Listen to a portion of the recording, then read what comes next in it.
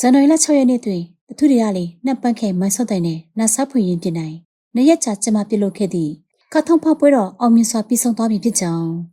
ယခုတစ်ချိန်ခါထုံဖောက်ပွဲတော်အားအမွေနှစ်မြတ်ကိုလက်ဆင့်ကမ်းခြင်းစီလုံးခြင်းဖွံ့ဖြိုးတိုးတက်ခြင်းဆိုသည့်ခေါင်းစဉ်ဖြင့်ဒေသအတွင်းရှိပြည်ရာဆောင်တိုင်းရင်းသားများတားဆရာဖြစ်စွာနေထိုင်နေခြင်းနှင့်တိုင်းရင်းသားယဉ်ကျေးမှုများဖွံ့ဖြိုးတိုးတက်လျက်ရှိနေခြင်းကိုထုတ်ဖော်ပြသနိုင်ခဲ့ကြောင်းသိရပါတယ်။ပိတ်ပွဲအခမ်းအနားသို့ယဉ်ကျေးနှင့်စီလုံးရေးကော်မတီဒုက္ခထဦးဆောင်မှု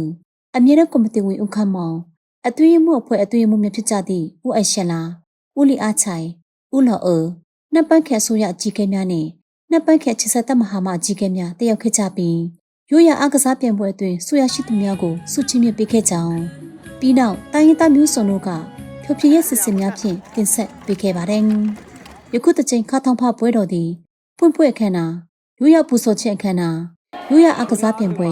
လက်မှုပညာပြပွဲစိုက်ပျိုးရေးထုတ်ကုန်များပြပွဲစသည့်လှုပ်ရှားမှုများမှတစ်ဆင့်လာရောက်ပါဝင်ဆင်နွှဲကြသည့်ဧည့်သည်တော်များအားလုံးကိုတိုင်းရင်းသားများ၏ရိုးရာငွေ့သက်များနှင့်ဒီရ၏ကျဝသည့်ရင်ချင်းမှုမွေးနေ့များကိုခန်းစားသိရှိစေခဲ့ပါတယ်။မိမိတို့အထူးဒေသသည်ပရိဒါဆောင်တိုင်းရင်းသားများ၏ရိုးရာပွဲတော်များကိုဒေသတစ်ခုလုံး၏ပွဲတော်အဖြစ်အစဉ်တစိုက်ကျင်းပပြုလုပ်လျက်ရှိကြောင်းကထုံဖောက်ပွဲတော်အောင်မြင်စွာကျင်းပပြည့်စုံသွားခြင်းသည်ဒေသအနေဖြင့်တိုင်းရင်းသားစည်းလုံးညီညွတ်ရေးနှင့်တဲ့သူညီမျှရဲ့မူဝါဒကိုလက်တွေ့အကောင်အထည်ဖော်ကာတိုင်းရင်းသားများ၏ယဉ်ကျေးမှုမွေးနေ့များကိုထိန်းသိမ်းဆောင်ရှောက်၍တိုင်းရင်းသားစည်းလုံးညီညွတ်မှုဆိုင်ရာအသွေးမြေခံယူချက်တို့ကိုပုံမှုနဲ့ချိုင်းစေပြီးဒေသအတွင်းစည်းလုံးမှု၏အားနှင့်ယဉ်ကျေးမှုဆိုင်ရာအမှတ်အသားများကိုမြင့်တင်ပေးနိုင်ခဲ့ပါတယ်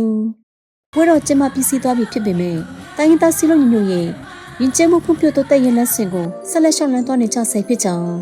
ဒေသအနေဖြင့်လည်းတိုင်းရင်းသားများ၏ရိုးရာပွဲတော်ကိုအမိပြု၍တိုင်းရင်းသားများ၏ရိုးရာယဉ်ကျေးမှုများကိုထိန်းသိမ်းဆောင်ရှောက်ကာယဉ်ကျေးမှုနှင့်ခရီးသွားကဏ္ဍကိုတပြိုင်နက်တည်းအားဖြင့်ပေါ်ဆောင်ခြင်းဖြင့်ဒေသရရှိသည့်တည်ရင်းနှင့်တည်ငြိမ်အေးချမ်းရေးတို့အတွက်ကြိုးပမ်းဆောင်ရွက်သွားမည်ဖြစ်ကြောင်း